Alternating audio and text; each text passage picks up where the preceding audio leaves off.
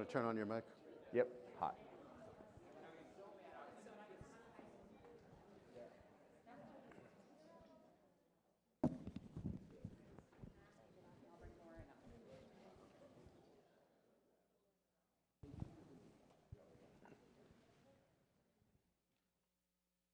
So let's start. I'm just going to jump right in. You've got the bios of all the speakers. I'm going to start with you, Stephen. Oh, wow. Just, here we go. I read on the internet. Well, it must be true. Where you stole the election and gave it to Biden in Maricopa County. Just between you and me, how'd you do it?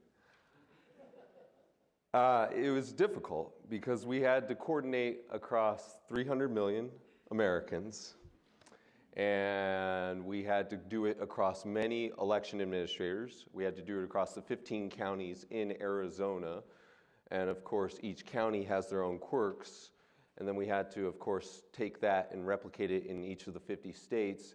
And of course the real challenge for me doing this was that I wasn't in office at the time. That I was unseating the Democrat incumbent chief elections official, so that I'm particularly proud of. So to be a little bit more serious. Okay. Reluctantly. Who cares if there are conspiracy theories about the election in Maricopa County? What difference does it make? Joe Biden's in the White House. Arizona was called for Biden. There's a lot of people who want to say he stole the election, so what? I think much of this conference is centered around the notion that there is an objective truth. And I think establishing that and fighting for that, which I think is an inherently conservative principle, is something that's worth fighting for, even if there's nothing at stake. But there's also something that's inherently bad in witch hunts, even if you don't burn any witches. Someone for the Washington Post wrote essentially that, so it's not my idea, trust me, but it was a good idea. And the notion is that just you're destabilizing the institution, you're destabilizing trust in the system by just raising all of these false conjectures and false threads. And so we felt it was necessary to respond to as many of those as possible. And we're not anti-audit, we're not anti-review, but we think it should be done in a professional manner. We think it should be done in a nonpartisan manner. We think it should be done by non-conspiracy theorists. We think it should be done by recognizable expert processes. And unfortunately, much of what was done in the post-election context in Arizona was exactly the opposite. And I think it just offended me from almost a stance of competency. And so we've been trying to counter that because ultimately we want people to have confidence in this institution, because as you and I discussed on the way down here, if you don't have confidence in this institution, it's just like not having confidence in the criminal justice system. Like, why would you think it's right for somebody to be prosecuted in the criminal justice system? Why would you think it's right for somebody to have the power conferred upon them by the United States government if you don't believe in this institution? And that's incredibly destabilizing, and I think should be worrisome to anyone, but especially to, I'm an institutionalist conservative who likes to think about institutions, who likes to think about the legacy of Edmund Burke, and so it's especially worrying to me. Representative Underwood, I wanted to ask you, you have focused a lot on disinformation as it relates to targets in the black community and among people of color. What is the nature of the problem there? Well, first of all, thank you for having me. It's good to be with all of you today. We've seen a variety of ways that these communities of color have been targeted by either domestic actors or foreign actors, and it's had a really challenging impact. So the two examples that I'll raise are the 2016 election and the way that the Russians and foreign actors targeted Black voters to spread their disinformation campaigns, and then what we saw in the early days of COVID and the information that was directed towards the Black community to suggest that, Black people had some kind of natural immunity to the virus, and that there was no reason to be concerned or to take any kind of mitigating measures. And so I think that, we know that communities of color are very active online, can be pace setters and culture creators. We know all of that in terms of setting internet culture, but we also know that that there may not be trusted vehicles from traditional news outlets, and people are more reliant on social media as their source of news. And so if there are either domestic or foreign actors that are pumping and targeting disinformation towards these communities, it's something that really poses a threat to not only the physical health and well-being of this population, but to our democracy at large. Is there a connection between the COVID misinformation and the election misinformation? Are the same groups putting out both sets of false messages? Well, over the course of the pandemic, I think that we have seen this group of people, meaning communities of color, be targeted. I can't necessarily tell you that, yes, it was, the Russian IRA that did it, right? Like, that's not what I'm trying to say, and I don't want to mislead anyone to that end. But I do think that we know that the platforms are continuing to be exploited to reach these communities, and we know that it's being done very effectively. And so, part of my work in the Congress has been to try to, hold social media companies and platforms accountable, while also making sure that there are effective protections on those platforms so that people can more easily understand and identify credible news sources or pieces of information. Sounds like a great dissertation prompt for a young University of Chicago student, though. A BA thesis, the overlap between COVID and elections. Stephen has also volunteered to be your thesis supervisor. I recommend you take him up on it. Chris, if you compare the election disinformation in the 2016 cycle and the 2020 cycle, what commonalities and differences did you see? It was frankly quite different, but in some senses there was some overlap. And I think to Congresswoman Underwood's point about the 2016 election and the COVID overlap, I think in those spaces it's different actors. There may have been some commonalities, but what I'm finding really remarkable right now is the overlap between the 2020 Stop the Stealers, the election deniers of 2020, and those that are now amplifying some of the biolab and chem lab theories coming out of Ukraine that the Russians are pushing out. I mean, it's almost a single circle Venn diagram.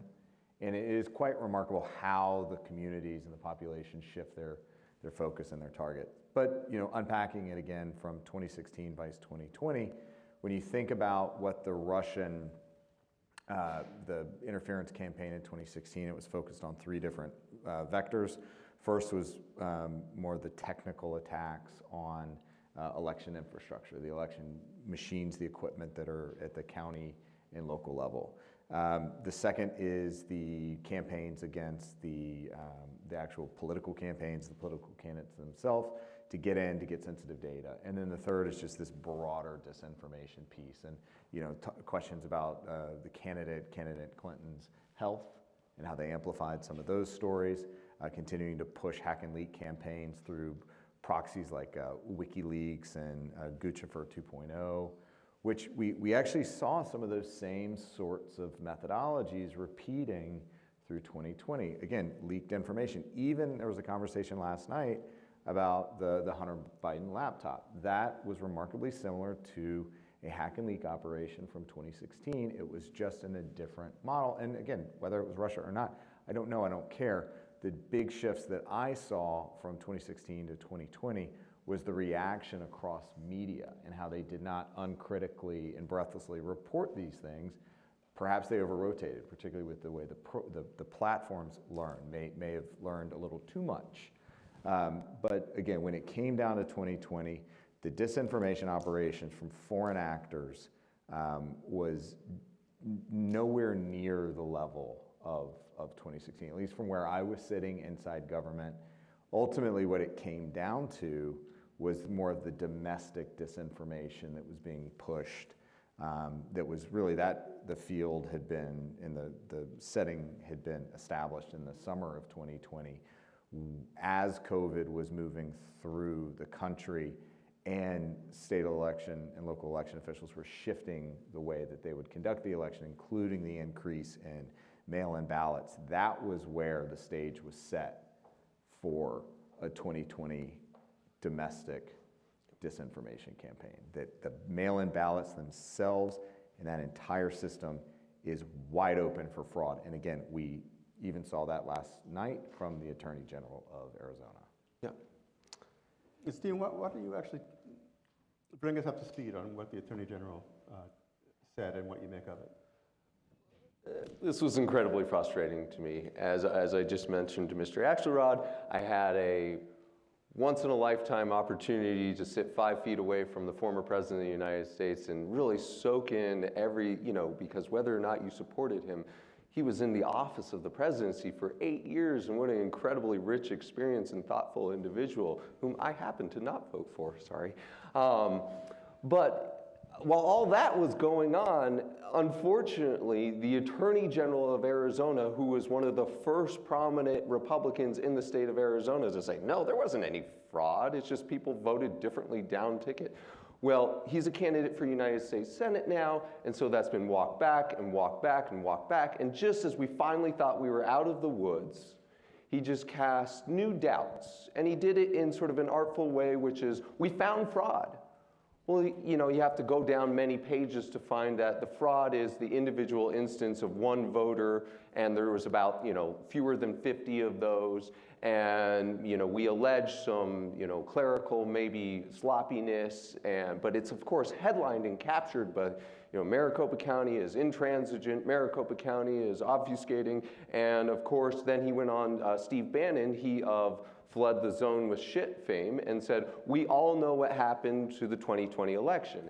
And that's incredible, because he very recklessly omits the tons of hours that we spent with his investigators debunking 99% of the things that the Cyber Ninjas group had presented, and yet none of those were captured in his report. And this is all done under the trappings of, we want to build election confidence, we want to support election integrity, which is why we're going to tell you about the 2 things that we have question marks about, and not the 150 things that should make you feel good about the system. And so it was incredibly frustrating, and he knows what he was doing, and it's insulting to the people I work with on a daily basis. It's insulting to, again, this objective notion of fact, and we're going to respond. And a lot of people say, maybe you should play it cool, you're up in 24, you got to bounce.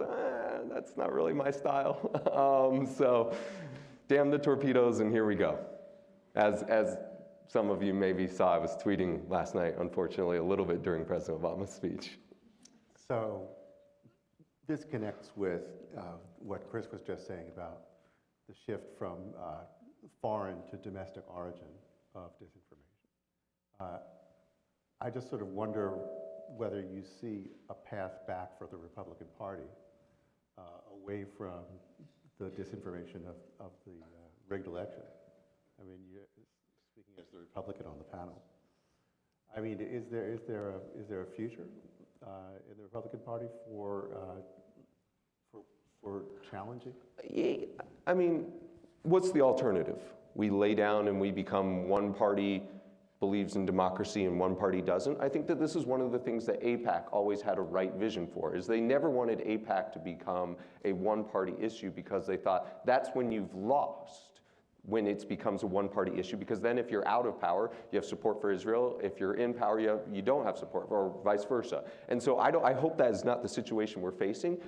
We did have someone in the front row who was seemingly very skeptical of that notion. I read the polling. I know some of the headwinds we're facing, but I will tell you, I go to lunch at random places, and people will come up and say, I'm a Republican, your lunch is on me. So I'm hoping that there is a silent, not necessarily, maybe it's not a majority, but a silent something that will still play a pivotal role in determining the future of our politics that has to be addressed. And we're going to keep working with that group. And we're going to keep doing it, not because whichever way the political winds might be going, but because it's the right thing to do. I just want to put on the record that a Republican and a graduate of the University of Chicago has just discovered a free lunch. Yes.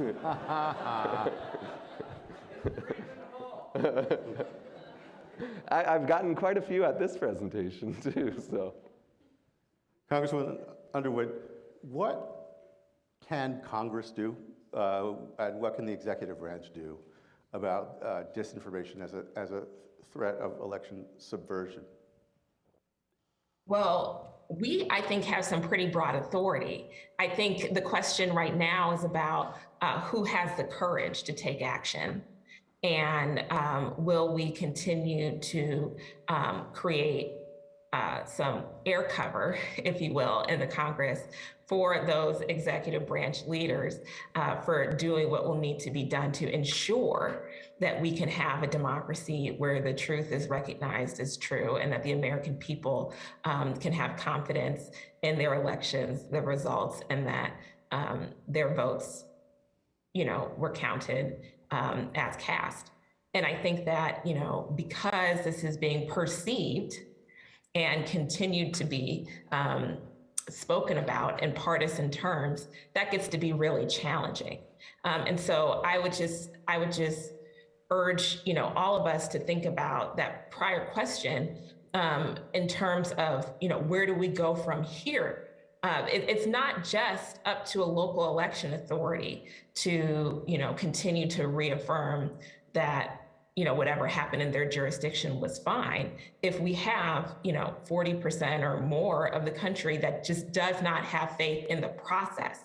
And so, whatever action that Congress takes, whether we're appropriating more funds to the Election Assistance Commission, whether we're continuing to plus up CISA, which we have done since Director Krebs left, or whether we are going to continue in our oversight capacity to investigate what's even happened over the last 6 months and what we're seeing from at least open source news reports, even with the trucker convoy and the way that foreign actors have been amplifying some of the messages and almost even directing. I hate to use that word, but there seems to be really close coordination there that I think foreshadows what's to come. I think that there's a lot of room for oversight here that could be done.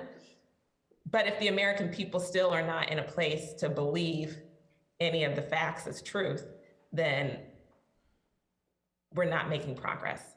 And so it is my hope that our colleagues in the executive branch will act with some, additional courage and assertiveness, right? And make sure that they're really leaning in, because there are several of us in the Congress that are really looking forward to having their backs as they do this work with vigor. So you're obviously familiar with the argument that the rights to free speech inhibit the government's ability to limit disinformation. I mean, can you legislate against the transmission of lies? It is not, that is not the point, in my opinion. The point is that we have disinformation spreading on privately held American companies, platforms, where there is no free speech protection. There is no free speech right on Facebook. It is governed by community standards. Twitter has community standards. Even, Parler and these other emerging platforms have some type of standard that is an agreement between users on how they'll use that platform. I think that these media companies have to be held accountable, and there is room for regulating how they conduct business and how they profit on the demise of our democracy. That is absolutely fair play. And I think that, we have a Congress where there may not be even still the sophistication among the members to explore all of the aspects, but there's plenty here for us to work on if it were made a priority. I think the current political environment makes it difficult, which is why I began my remarks talking about the executive branch acting with urgency, vigor, and assertiveness, because I think that they will have some success where we, quite frankly, may not in the Congress. But this is not about the First Amendment.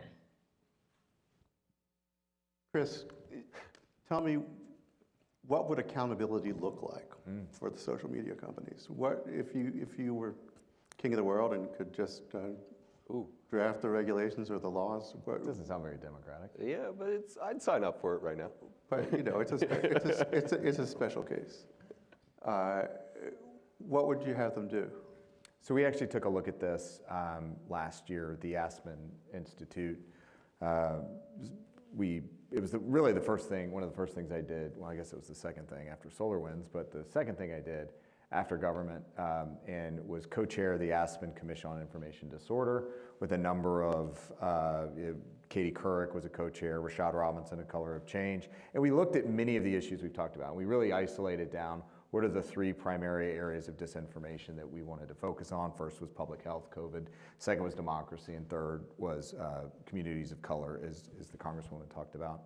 And those were, I think we isolated out the most crucial to at least the current fabric of society. And as we worked through it, from a set of recommendations, we focused on first increasing transparency. Second was reducing harms, and then increasing accountability. And restoring trust. So on the transparency side, the way that I've always likened this to is it's almost like we're in a post-Enron moment where there was a failure of disclosure, that led to a breach of trust and the collapse of Enron and all the people that suffered as a result of that. We're almost in a similar lack of transparency state with the social media platforms. So the majority of our recommendations were focused on kind of that first step, not the second step of actually regulating platforms and getting into any conversation about moderating speech or touching on First Amendment issues, but instead just saying like, the social media platforms aren't doing the basics right now, aren't disclosing moderation policy, aren't retaining information and making it available for public and private researchers to see how moderation is going, to looking at the reach and the extent of super spreaders, to look at advertising policies, which is actually one of the few areas I think right now Congress could take a look at, not broadly repealing Section 230, but some targeted amendments to Section 230, which would exclude kind of product design and advertising algorithms. So it's just, we start the accountability journey somewhere, and that has to be with just good old plain transparencies from the platforms. So transparency was the first of your three remedies. Well, what are the others? So in terms of reducing harms, I mean, this goes to if we're constantly searching for government to be the solution to all of life's problems, then we're ultimately going to fail and always be disappointed. The government's just not geared for that. There's a broader role for society. So Edelman has done research recently that continues to show that corporate leaders are the most trusted names and people in our society right now. And so we need more of corporate leaders standing up and saying this is not acceptable. And you're seeing that right now. You're seeing what Disney is talking about with Florida, and you see the reaction. You see the cancel culture conversation. But these things matter. There is an impact. Corporations can have an impact here.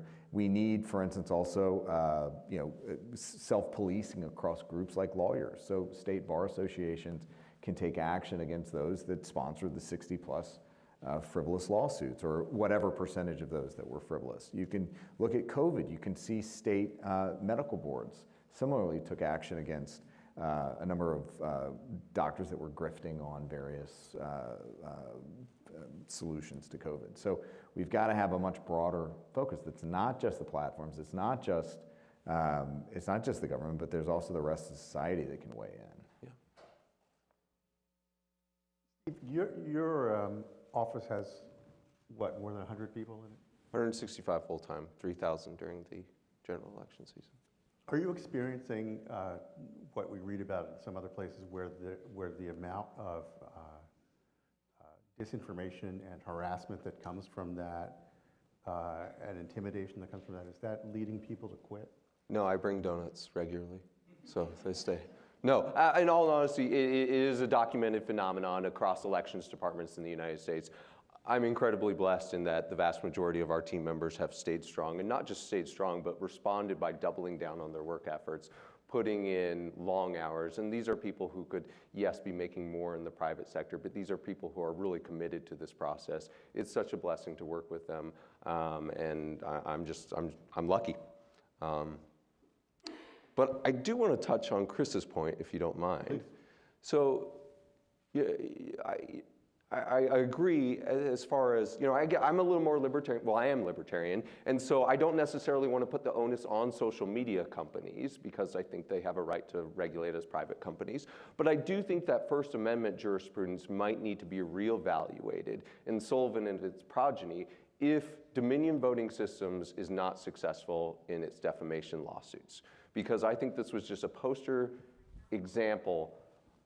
child example of a company that was doing nothing wrong, was producing a good product, that wasn't even engaging in the political sphere all that much, just for no reason, no fault of its own, got completely destroyed, and a lot of their people got absolutely terrorized. And it was just, they knew from the get-go. I mean, there's memos from the Trump attorneys that say the Dominion claims are all bogus. And if they don't win, then I think we have a First Amendment jurisprudence problem. And I think Chris is also right that the bar associations, of which I'm a member, and I'm inactive, and I still pay $300 a month, or $300 a year. And it's like, what is that doing if the only lawyers that you're disciplining are the guy who's doing cocaine right in front of the judge? It's like, well done you, bar association. But if you're not going after these people who file these frivolous complaints with no factual basis, no investigation, if the only person that you're going to take out of this is Rudy Giuliani and he gets his license suspended, then I would say you effectively do not have a regulated industry, and maybe that's a good thing. Again, back to a libertarian, but give me my $300 back at least. Sorry. How do you measure, the point here is how do you measure the damage that's been done, right? Dominion's a great example, and I think it's fantastic that they're pursuing their own civil lawsuits against a number of different parties, but those cases are going to take multiple years to resolve themselves. And John Poulos is not going to settle. He's going to take this to the very, very bitter end. That is going to take years and years and years, and the damage is done. The company is losing, even in Arizona and Colorado. We have immense pressures not to use Dominion ever again. No, there are election officials that have said we have to cancel our Dominion contracts in order to restore confidence in the local citizenry, the local voters. Based on nothing. So the damage is done. And so to your point about rethinking First Amendment jurisprudence, I don't know what that looks like, but the system's broken at some point, in part because even in November and December, I guarantee you that courts would not have intervened because it was still a political matter, and they wouldn't want to get in the middle of that until December 14th and the certification deadline. So I think there's something here that's not matching up, and I hope they win. I hope they get their billions and billions of dollars, and I hope they put people out of business or bankrupt them. But the damage has been done to the psyche of the voter, to hundreds of people that were, had death threats, Comer. I mean, it's. But have you witnessed a chilling effect just by their filing of the lawsuits? Like, have you witnessed fewer people? Not on Mike Lindell, no. Okay. No, not on Mike Lindell. Yeah, I tried to interview him about something else recently, and I couldn't get one answer that wasn't about the Dominion voting machines.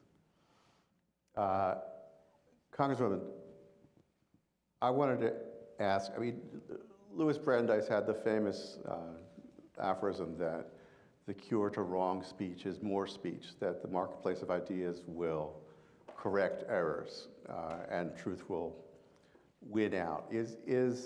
Is the US government doing enough to counter disinformation by putting out true information?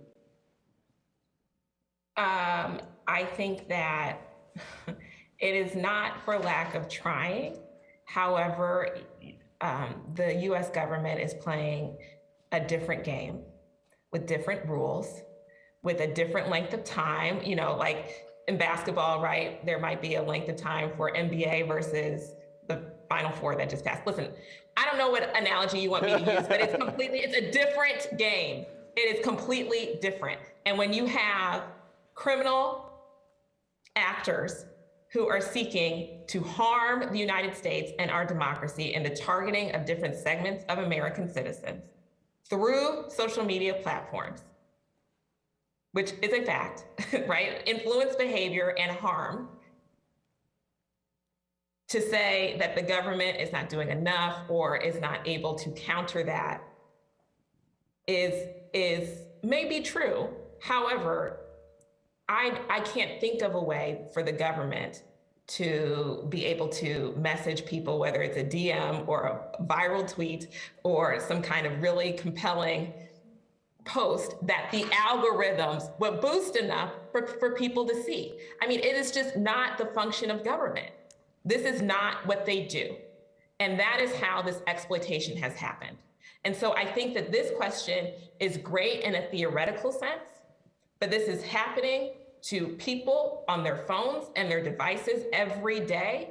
And the human being, right, the regular American consumer cannot tell the difference between a regular person that they might be casually viewing a post and a foreign bad actor who is seeking to influence the thinking, the behavior, or the direction of an election or some kind of other outcome here in this country.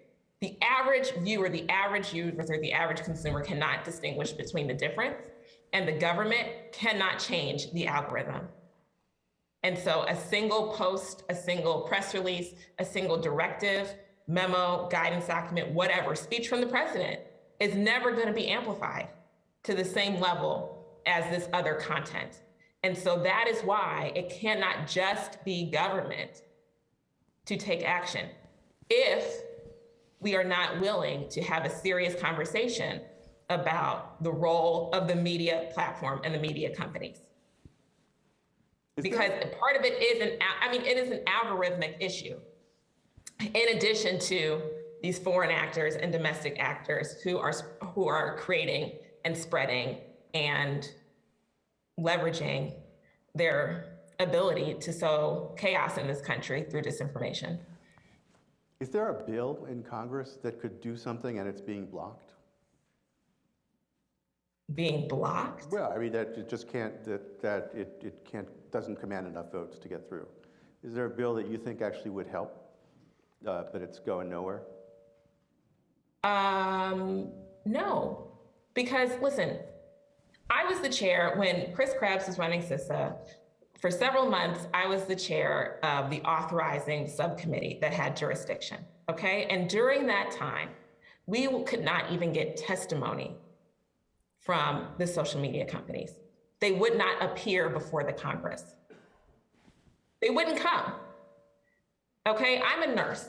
In nursing, what do we do first? We do an assessment. We don't run towards a solution. We cannot even do an assessment leveraging our tools because these people will not come and testify, okay? And so I guess what I'm saying is that you are looking at this as if there is just one solution. I think that there are multiple solutions. We can have the conversation about money in politics. I think we need to pass the For the People Act. I think that there are things that could help, but is there one bill that solves this problem? Absolutely not. So let's talk, we're in Chicago, let's talk about market solutions. It was pointed out in the last panel that some people make a lot of money from disinformation. And I wonder, Chris, if you could see a way of demonetizing. So the way I see it, and I think this has been for human history, and the joke I've told before, and I'm sure Joan Donovan will cringe because I've told this, but disinformation is the third oldest profession in human history. Intelligence collection being number 2. We all know what number 1 is. And they're all probably linked in some way, but look, I mean, propaganda, whatever you want to call it, has been around trying to, power structures trying to influence outcomes to their benefit has always just been the way of the world, ever since, maybe even preceding a common language was established. And so what we're looking at now, and to your market solutions, we can do everything we want on the supply side. We can regulate platforms 6 ways to Sunday. We can have the intelligence community burning down every internet research equivalent, spin-off from Russia and elsewhere. The issue, though, is we're still going to have demand.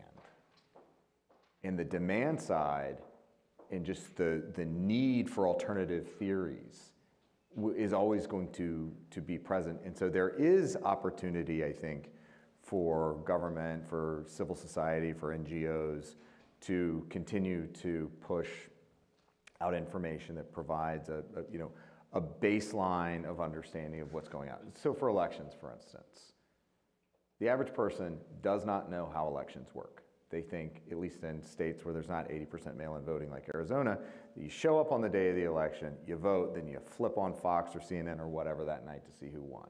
And obviously there are months before and there are months after. So we've got to do a better job for elections, just elections alone, more civic education, more engagement. To your broader point of how do you demonetize that, well, I think that's part of the problem right now with social media companies, particularly with Section 230 protections, is the way it was established was in the Web 1.0 era, before Web 2.0, where it actually became about advertisements. And so what does that next generation look like? How do we incentivize more social media platforms that are optimized for engagement, that is not dependent upon clicks and people paying per click? And there are some initiatives that are working on that. I was, again, a member of the Commission on Information Disorder at Aspen. Deb Roy has been doing some pilots here in the Chicago area about more community level engagement that's not dependent upon a corporate click-through. Which is not at all a satisfying answer for you, and I get that. Can I just comment that, Director Krebs, he definitely knows this, but I think we should be very clear that there is a difference between disinformation and propaganda. How would you define that? I mean, propaganda is generally coming from someone with power seeking to influence a political decision. That's how I define it. Disinformation is somebody putting out information to cause harm. And that is much more broad than a political conversation. So it's funny, I don't generally disagree. I think there's some, the problem we have right now is one of taxonomy and lexicon. And so the broader, I think, Claire Wardle has established this concept of this is all just within the broader architecture of information disorder, and how, whether it's misinformation, which is false information that you don't know is inaccurate, and you're not pushing it to hurt anybody. And as the Congresswoman said, disinformation is when an actor pushes fake information with intent to harm. And then you have malinformation, which has been more along the lines of the hack and leak campaigns, where you're releasing real information to harm people. But there's a much broader set of activities. But again, this tends to be, and I like the fact that you mentioned power, as I've seen it, the power structures, it's about power, influence, and money. Every single major, whether it's a disinfo campaign around COVID or elections or whatever, there's been one of those three or two or three in play. Even the COVID fraudsters that were grifting, it was about money. They were pushing alternative remedies for money. Even, I think, former President Trump, it's probably all three. Fundraising to fill the war chest, maintain influence over his followers, and reclaim the presidency. You fit in that framework somewhere. Yeah, the other side hasn't been profitable for me. Yeah. No, to the free market solution idea, I think that a good barometer will actually be Barack Obama. You see what I did there, barometer? Yeah. Okay, not so much. Because President Obama cast himself yesterday as a free speech absolutist in the fashion of Brandeis, and he's somebody who also has experience in the startup world. And so, bring him back in a year, invite me back as well, and see if he thinks that the market has started coming up, or if that has chipped away at his competitive marketplace of ideas. Does he think And will he continue to think a year from now that people want to consume the truth, such that some of these innovative tech companies can maybe just get better at identifying the truth, and that's where we're all rushed to? Or was Brandeis wrong? Was I wrong? Was President Obama wrong that the marketplace is completely broken and people are maybe even more interested in consuming non-truths than truths? I don't know if it's, I wouldn't say it's broken. I think so OAN is a great example. DirecTV dropping OAN, they reconfirmed that this week. I mean, I personally canceled DirecTV because of their sponsorship initially of OAN and their continued. So now, I'm on a streaming, I finally cut the cord, but the point is, particularly on the edges, I think there's opportunity where the market can sort itself out. It's at the core, the established networks. I don't know if that's gonna work, but the biggest issue is I see it, and it's not necessarily a good or a bad thing, is it just still takes too damn long. To the Dominion case, it just takes a really long time. And then how do you measure the harm and the impacts done with the longer tail? Yeah, short-term, long-term problem. I want to invite all you folks to get into the conversation. I'll still answer or ask a question or two myself, but why don't we start in the front row? Let him go first. Say your name and ask your question. My name is Mark. So what I want to know, this is a variation of something you asked me. Of all this, with one small exception. I know we're talking about Trump, who made disinformation his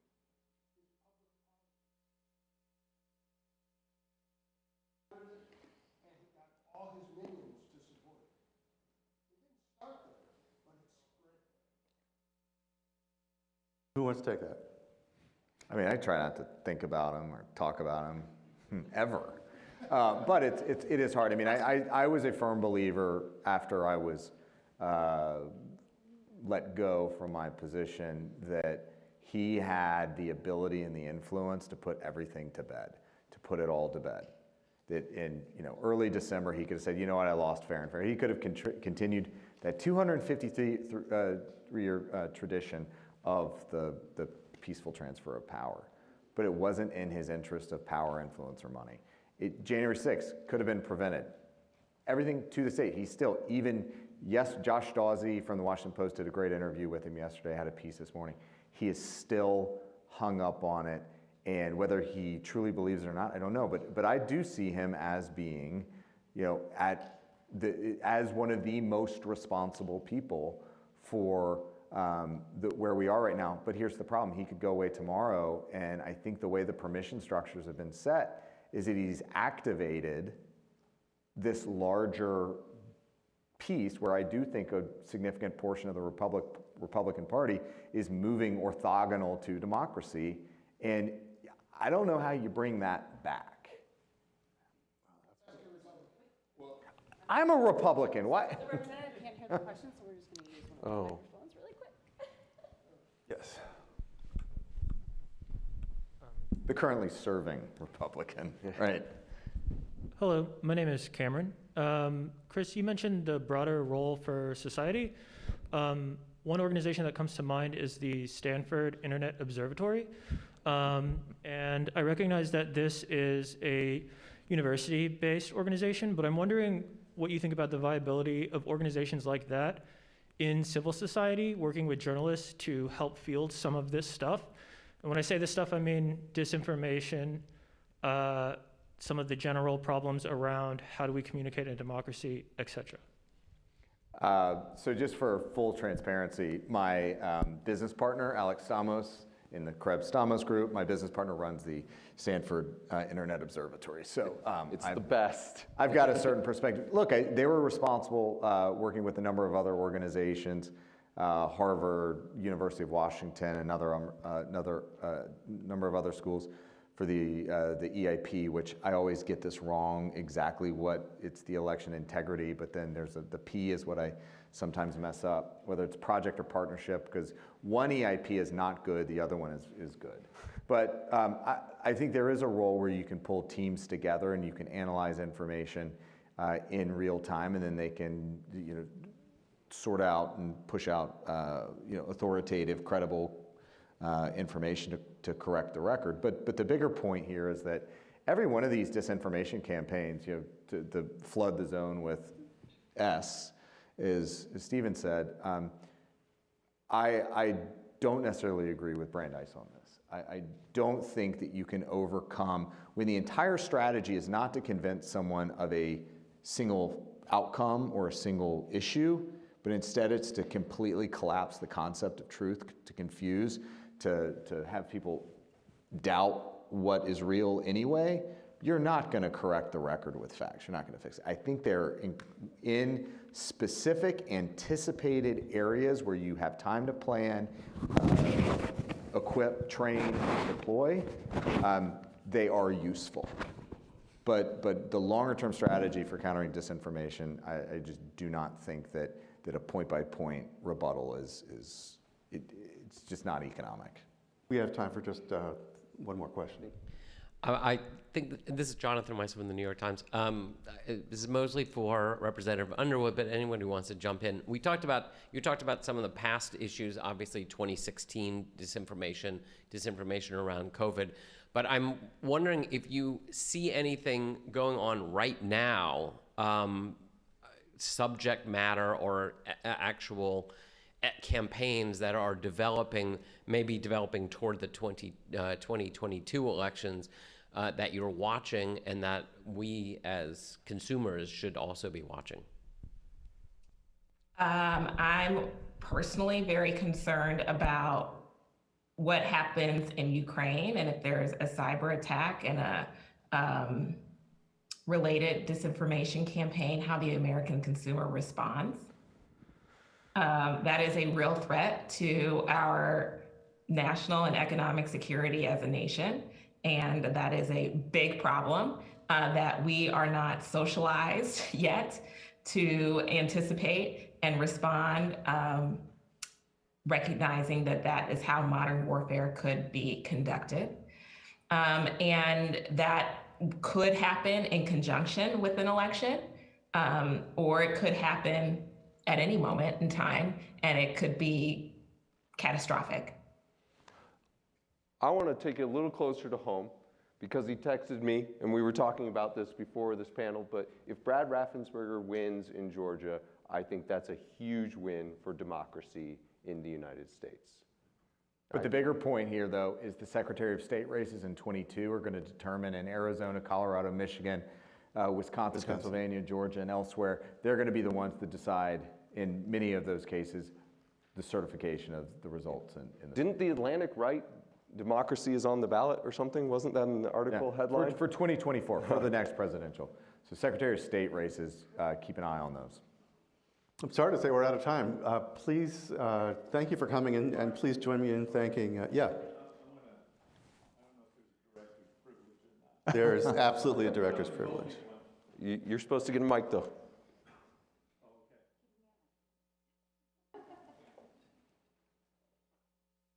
Sorry about that. And I want to address this question to all of you, and it's going to be an obvious question, but we can get lost in the details and kind of lose the forest for the trees. What does it mean for a democracy if large numbers of people begin to doubt or do doubt the legitimacy of elections? Congresswoman, would you like to start? What happens? I mean, then we don't have a strong functional democracy. Well, if the doubt leads to not voting, if the doubt leads to a repeat of January 6th and it is successful, our democracy collapses. The doubt has to, I believe, lead to behavior change for there to be a collapse in our democracy, because the doubt is already widespread, and yet our democracy has endured. It is still very fragile and very weak. And I agree with the panelists that the upcoming election will set us on a course I don't necessarily endorse a specific candidate as the determining feature of that. But I think that, we need to do all that we can to continue to instill confidence in the American people. So, Bart's done some very good reporting on the January 6th insurrection. Many of those people believed that they were acting as patriots because the election was illegitimate and they were protecting the country from that. It seems, I'm only underscoring this to say that's why this particular group is so profoundly important, this discussion, because if people lose faith in the legitimacy of elected officials, then it justifies almost anything. well, at least that's a logical syllogism that we can follow, because if you believe that the process is being stolen from you, then that justifies extreme measures. Jonathan Rauch, who's a senior fellow at Brookings Institute, I think wrote the most important book maybe in the last year, which was The Constitution of Knowledge. And he reminded me that 10 to 20% of Americans actually read the horoscope and think that determines their day. So it's not that people have illogical thought processes, it's just that when they band together through new social media channels and they get militant about it and they become impervious to any sort of rationale outside of that social structure, that it becomes something really malign and manifests with January 6th or with other less heralded attempts to thwart democracy. Look, what you're describing doesn't sound a whole lot like a democracy to me, right? And I think to have a democracy, you've got to want to be it. You have to actually invest in it. You have to put the effort in. When you have a party that seems to, again, be moving orthogonal to democracy, it seems to be a pretty significant threat to, we used to joke that, what's the point of an election? It's to convince the loser they lost. Can the loser be convinced? Bart, you should comment on this because you have done spectacular reporting on this. It's very bleak, though. Exactly, it's very bleak. It's, I'm not all about the uplift. I think if people lose faith in elections, that they're losing faith in the system that we invented to replace violence for deciding who has power. It used to be war would make that decision, one tribe versus another. We agreed to a set of rules and to votes and to neutral vote counters that if you don't believe that apparatus is legitimate, then you open the door to political violence on a larger scale. Okay, I got on the record what I wanted. Thank you. Thank you, everybody, for coming, and please thank the panelists. Thank you.